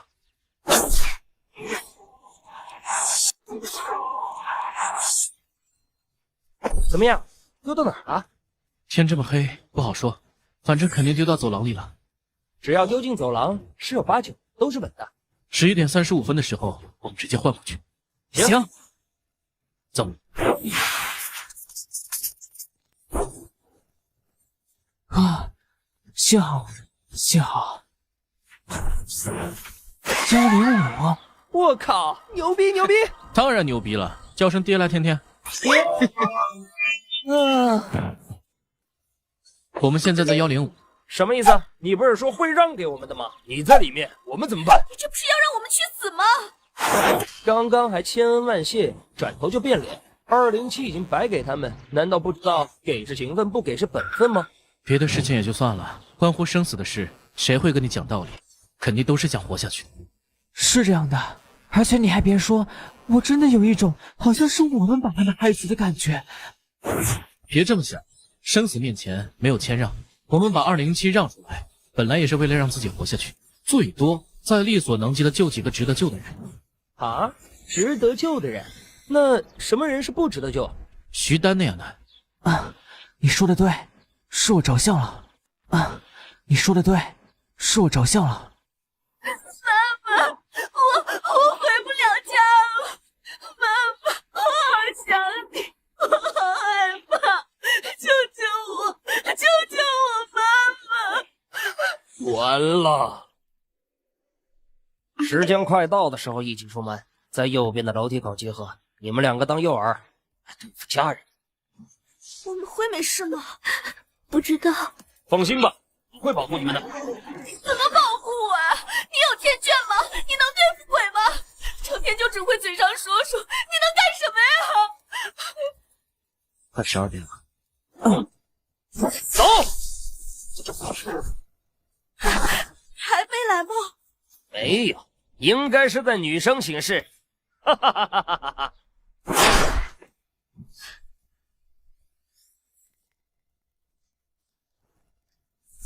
快走！我没有骗你吧？老爸，我的铅球成绩全校第1，以后肯定会成为国家运动员。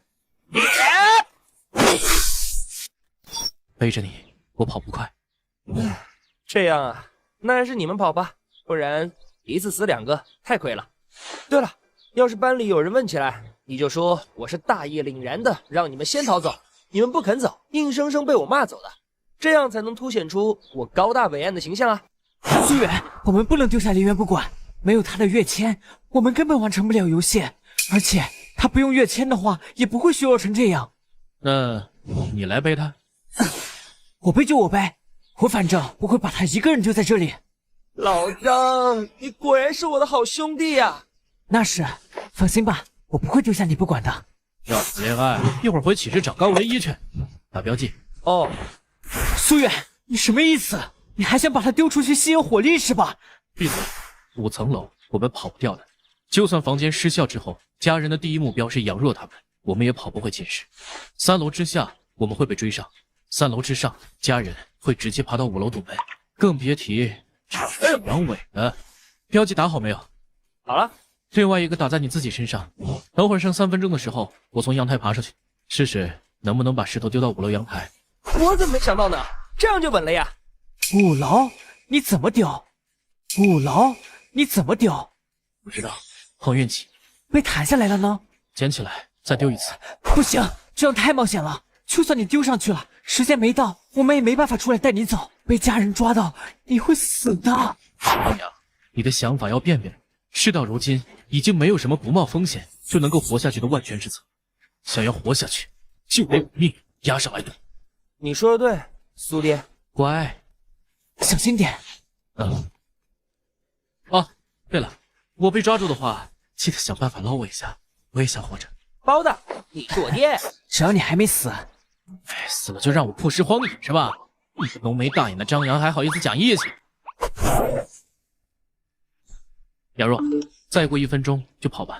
为什么？时间还没到。我在外面。谢谢。啊，他这就信了吗？万一你是骗他的怎么办？信不信随他，机会已经给了。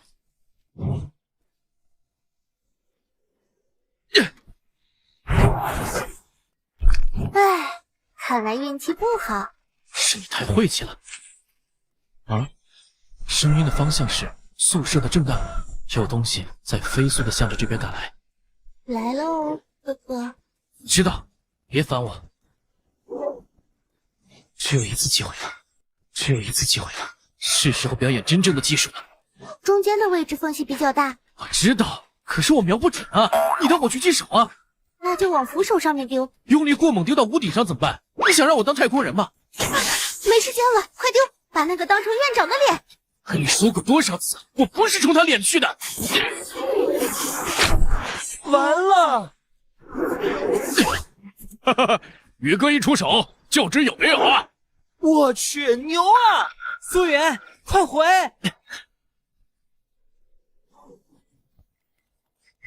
怎么办？我们2个出去带他一起传送走。不行，时间还没到，距离游戏结束还剩下1分半。现在就算不在寝室，游戏也会被判定失败，强制接受惩罚。哥哥，你难道不想我吗？不想。你不是我的妹妹，她比你好看得多，是鬼。啊？那我们永远在一起，好不好？哦，你胆子那么小，当时得有多害怕呀！来不及了，快来，我们永远在一起。快来，我们永远在一起。哥，连我都认不出来吗？这丑东西哪里像我了？走。怎么走？不对，我能说话了。去你的吧！哥，不要看他的脸。好，苏远，这里。笨蛋，快跑！苏爹，还有40秒。灯打开。家人的身影挡在我和张扬、连元中间，他们2个走出寝室，一样是家人攻击目标，不能再后退了，不然家人会根据距离切换攻击目标。如果林元死在这里的话，一切都完了。怎么办？过不去。家人速度很快，不可能绕过他跑回林元身边，他能突然出现在我面前。面前。我操，老苏，你别找死啊！苏爹是想要牺牲自己引开家人，让我们活下去。哥哥，你要去哪儿？为什么不和我在一起啊？哥哥。赌对了，他的行动方式果然是出现在我的面前。哥哥，你为什么要走？为什么啊？哥哥不想和我在一起吗？我操，真他妈会玩啊！别废话了，救人啊！胸前的位置是敞开的。这些脸是这2天死去的所有同学。你个阳痿的，走快点儿！是你太弱鸡了，苏爹背着我跑一路都不带喘气的。哥，你在干什么？快走啊！哥哥，现在还不行，快跑！真拿你没办法。啊！呀，走喽！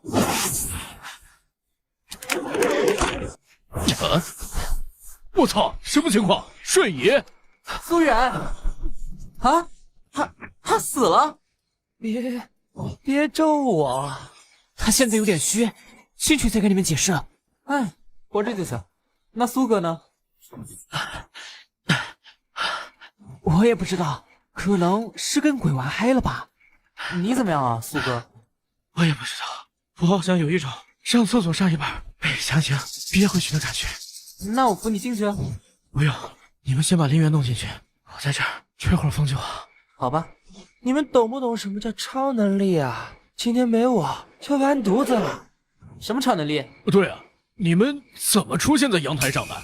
今天死了多少人？别急，等我润润嗓子再和你们说。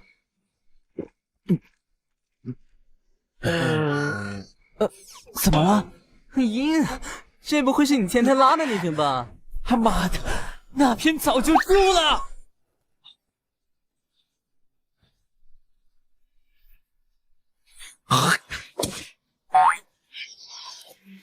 滚吧！下次一定杀了你！我就说哥哥你打脸很准的嘛。干嘛？你想打我？刚才在楼下，我好像摸到你。禽兽，你想干嘛？我可是你妹妹啊！这都什么乱七八糟的？你到底是什么？这还要问？肯定是你妹妹呀！我问的不是关系。哦，鸟人少女。哎，我有天眷吗？我怎么知道？你是我的天眷吗？我哪知道你的天眷？最后一个问题，希望你能回答我。刚才林源没有带我走的话，我会怎么样？会死哦。啊，我知道了。事情就是这样。这就是天眷吗？短短2天，我的世界观已经碎了4、5次。是牛逼，但我要是有的话，肯定比林源牛逼。哼，2个天眷者参加的游戏，15个人只活下来了5个人，这样下去，我们真的能活下来吗？很难。今晚的游戏，我恰好了解金瓜五行，林源有跃迁，苏源脑子好，外加一堆骚操作，办法少一个，今晚就会全军覆没，包括羊肉他们也是。别忘了，还有我的神之一手。的确，在这种 buff 叠满、运气不错的情况下，没你那一装，我们3个还是要死。别想了，至少今晚都还活着，也是好事。嘿嘿，对，明天礼拜5了，回去狠搓一顿，吃完我们上网吧包夜去。我请客，都别跟我抢。哎，果然还是活着好啊！啊，今晚死了几个？现在不知道，明天才能知道。什么意思？不是有监控吗？重合了。今天是在5楼走廊，整栋宿舍楼。什么？怎么会这么快？今天有15个人。15个？是林源的级别太高了吗？还是因为昨天干涉了？拉个电闸也叫干涉，又不是直接杀人。臭虫不是还用了预售吗？你不拉闸的话，昨天那几个学生可能1个都不死。蔓延太快会引来官家的。隔壁江城已经全黑了，官家估计都死完了，哪儿还有人呢？别把学生都当傻子。再说他们这么多人，你真当他们不反抗？别以为有天眷那点强化就无敌了。你弄2把刀就够了。我可以不回答这个问题吗？可以，我们找到了家人的杀人规律和行动规律。是什么？可以告诉我吗？可以。太好了，我可以把这些告诉大家吗？大家把课本都拿出来。哎，翻开第2单元。这是逻辑和记忆产生冲突的表现。到今天为止，班里已经少了16个人，已经无法合理解释这一切。学校里如果只有一群普通学生，那要怎么抵抗厉鬼和那些疯子？天眷者下次会出现几名？如果概率很低，大家又该怎么办？走去看看。老苏，怎么？看那里啊？难道这是那群校外疯子的天眷？不，数量对不上，而且他们之中已经有人使用过御兽，但却没有出现在石碑上，而且吴晨飞的风化也随着他本人的死去消失了。这个天眷到底是什么东西啊？有人知道吗？昨天还只有2个，怎么一晚上就多出来这么多？这些名字也千奇百怪的，根本看不懂什么意思呀。说明这块石碑只会显示身处灵院中之人的天眷。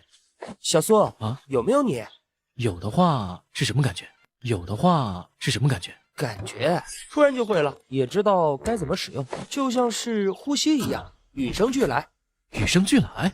你不是昨天才会的吗？是昨天才会的，但是我不知道怎么形容，感觉这本来就是我的东西，只是突然被激活了。这样啊，那我不是。别灰心，你迟早会有，相信我，我能看出来你身上有主角的特质。主角的特质是什么？运气好，命硬，有脑子，讲义气。网文的主角不都是这个套路？嘿嘿。如果我是主角，那我更希望开局被退婚，或者正骑着小电驴去菜市场买菜，而不是遇到什么血字。这样根本看不出谁是天卷者。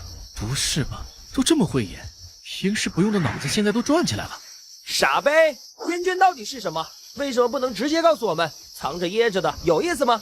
对呀，你是上天，应该救我们的呀！我们已经死了16个人，为什么你无动于衷？嘿嘿，看哥演的像不像？行了，先别吵了，你们看那里。石碑，主线任务是怎么回事？休战期间，主线任务也将暂停。啊？休战？哎呀，大概就是写字说的放假吧。你在想什么？没什么。你肯定在想什么？来一盘。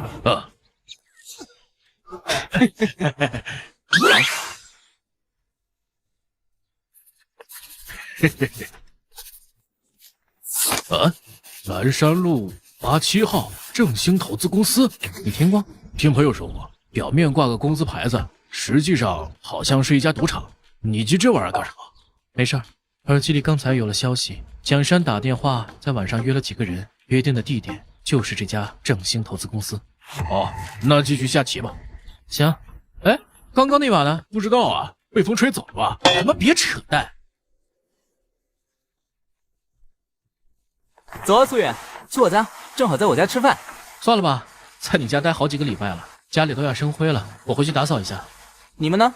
好几天没睡觉了，我得先回家睡一觉。我也得回家。哎，行吧，那晚上我给你们打电话，别不出来啊！今晚是大参加包夜，我请客。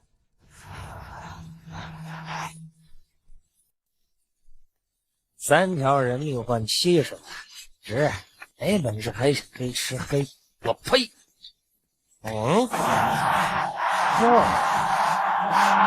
什么？居然真他妈的还有人！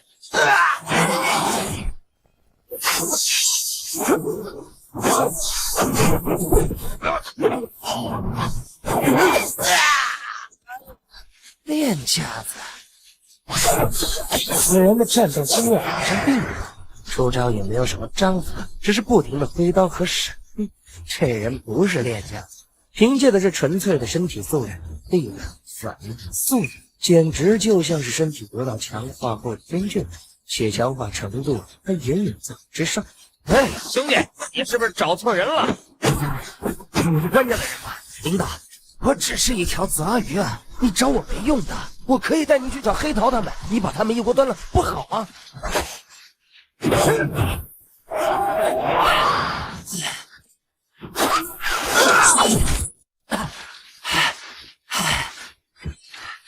如果没有刚刚的缓冲，我的半截手掌就被削下来。要不是这人搏杀经验不足，我就死了。这种程度的强化，这人最起码是3级以上的天军，也有可能是巨火。在你妈的剑！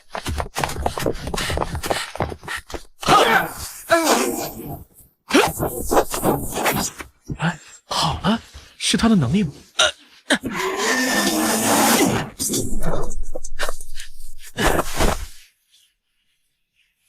受伤了，痛不痛？痛得要命，不该踢那一脚的，我应该把刀直接刺进他的后脑勺。现在难办了，他的能力是什么呢？隐身、瞬移？不对，如果是瞬移的话，我已经死了。至于隐身，还站在原地没有逃跑，说明我那一脚没白踢。他暂时失去了行动能力，站在路灯下，获取的视野很好，但是枪法很烂。没受过专业训练的人，20米以外的目标纯凭运气，而且他的手还被我打伤了。还有最重要的一点，他的子弹应该不多了。兄弟，不，领导，我真的不是自愿加入的，我改过自新行不行？我可以给你当卧底啊！行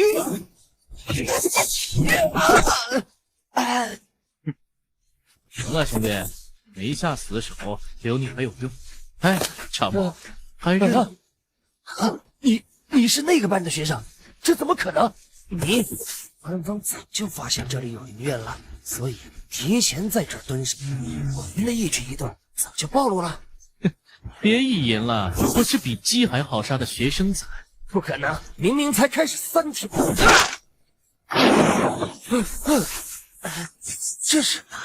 这是我家。你家？看样子你真的不是官方的人啊。家里只有这些东西，可能不太专业，也只好麻烦你将就一下。你还准备对我用刑？你确定你只是个学生，不是兼职杀手什么的？我不太喜欢浪费时间。如果在灵院扩散之前疏散所有人，是否有用？没用的。灵院扩散的不光是场地，还有人。如果灵院发生在你居住的小区，不管你逃到哪里，扩散时都会被吸纳进去。同理，就读的学校、上班的公司都是一样，逃不掉的。主线任务是什么？我不知道。啊？你在跟我开玩笑吗？我没开玩笑，我真的不知道。等等，你要干什么？你从灵院中出来过，你会不知道主线任务是什么？杀人就可以出去。很好，我还有一些问题，你可要好好回答。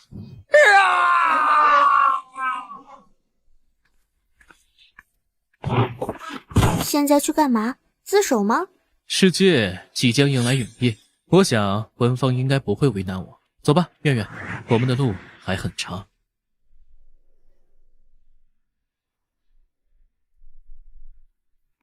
谁啊？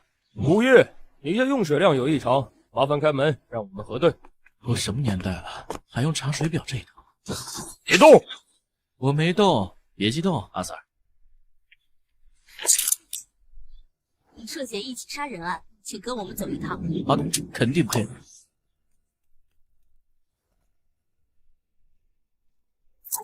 哎呦，没想到，看着人模鬼样，居然是杀人犯！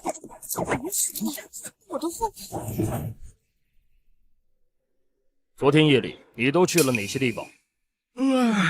南通路的密友小院，跟同学在那里吃了顿烧烤，然后在天宇网吧上了会儿网，2点钟左右出来，在街上逛了一会儿，然后打车回家。回家换成摩托车之后，我去了蓝山路。好，原以为要花费一番功夫，没想到他这么轻易就交代了行程。去蓝山路干嘛？抓了个人，把他带回家杀了，丢到了我家楼下。你在挑衅我们吗？蓝山路有3具尸体，是不是也是你的杰作？那个长毛是我杀的，但那3个人是被长毛杀的，之间没有因果关系。哼，你说跟你没关系就没关系。你小陈，你和被害人蒋山是什么关系？没有关系。非要说有的话，他是我学校寝室的宿管，我看他不太顺眼，就杀了。不顺眼？被害人身上有10余处刀伤，脊椎骨断裂，脸部骨裂，5根手指的指缝被扎长度45毫米，直径1毫米的1号缝衣针，最后死于机械性窒息。你说这些只是因为看被害人不顺眼？这不是单纯的杀人，是残忍的虐杀。对呀，我昨晚的战绩好像还挺溜。资料显示，这个苏远是孤儿，他童年一定遭遇过不幸，才有这种极端的性格。没准在孩童时期就有虐杀动物的倾向。这种人就应该吃枪子儿，以后一定会对社会造成更大的危害。阿 Sir， 未知全貌，不予置评。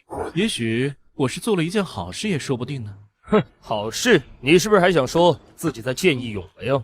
算是吧，毕竟他前脚刚杀了3个人，后脚就被我宰了，我这也算是替天行道了吧？就算真是他做的，也由法律来裁决，轮得到你来动手？要是他有法律裁决不了的罪行呢？怎么可能会有？你现在还小，等你到我这个年纪就懂了。你呀，明明小我4、5岁，装什么老成？你已经成年了，别妄想逃过法律的制裁。杀人一时爽，铁窗泪2行，现在怎么办？深更半夜的时候把铁栏杆掰弯出去，然后把看守的警察打晕，再换上他的衣服逃出去。你觉得这个计划怎么样？对别人来说纯扯淡，对于哥哥你的话可行性很高。但是你跑出去又怎么样？警察不会来抓你吗？逃回学校就好了。虽然不想这么做，但真到那时候，也只能把他们带进陵院了。苏远，跟我走，你要见他。啊，师傅，他可是杀人犯，就算探监，也应该是别人过来，怎么可以放他出去？让开，这是上级的命令，别拿自己的前途开玩笑。一个杀人犯居然能影响我的前途？你自己进去吧。我现在可是变态杀人魔，让我和你们局长共处一室，你个老小子，该不会是想升官了吧？夏先生，人带到了。知道了，小郑，你先出去吧。是。我操！刚才那个人看肩章，好像就是警察局长。这人到底什么身份，能让这个级别的人物如此恭敬？自我介绍一下，我叫夏无，夏天的夏，梧桐的梧，江兖大学大3在读，还是学校2次元社团的团长。看来是个死宅啊！同时，我也是江兖市官方天卷者组织道观的成员。最重要的身份不要放在最后说呀，喂！先说这个的话，你就没心情听完我所有的头衔了。唉，总感觉这人不是很靠谱的样子。我知道你有很多问题，现在时间还充沛，慢慢问吧，不用急。我既然敢露面，就不会藏着掖着。你是怎么注意到我的？我们只是普通学生，按理说不该被你们这样的人盯上。2天前，我刚解决完一起陵院，出来后就在警局看到了你们的报案记录。你们报案的细节很特殊，不像是普通路人能描述出来的。唉，我真的很烦，因为我正准备放个假，番剧囤了一堆。但不得不说，你们做得很对。警局也是我们知晓陵院的生成途径之一，换做别人，大概率早就吓得不敢声张了。但这2天我一直没有露面，因为我发现你们学校里有永夜的人，而且从死亡率来看，陵院的级别很高，有几个主线任务，我得先摸清任务难度，才能制定计划。4个，主线任务越多，难度就越大吗？我们之前只知道任务危险，却不知道还有这样的说法。是这样的，难度果然很高，这也是我一直没有露面的原因。光靠我一个人是解决不了的，我需要队友，靠谱的队友。夏无先生，官方现在难道只有你一个人吗？夏无先生，官方现在难道只有你一个人吗？这么大的陵院，仅凭一个人根本撑不住吧？唉，大部分人都去江城市了，那里有一场较大的陵院，情况比这里还要紧急。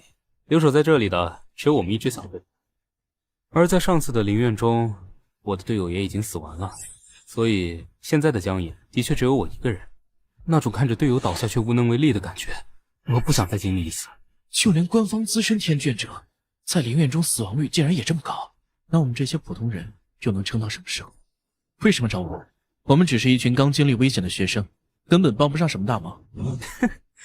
你们之中有3个参与过游戏的幸存者，所以我怀疑有人可能觉醒了天卷，就一直跟着你们，观察你们的一举一动。但我没想到你们几个他妈的居然还有心情上网，我没办法，只好也开了机子玩了几把，直到半夜看你一个人出去，出于好奇心，我也就跟了上去，想看看你到底要做什么。然后你全都看到了，包括我和那个陌生人之间的交手。看到了，打得很不错，刚觉醒居然就能单杀2级天卷者，还是在对方的能力很棘手的情况下。换作是刚觉醒的新人，早就败了。2级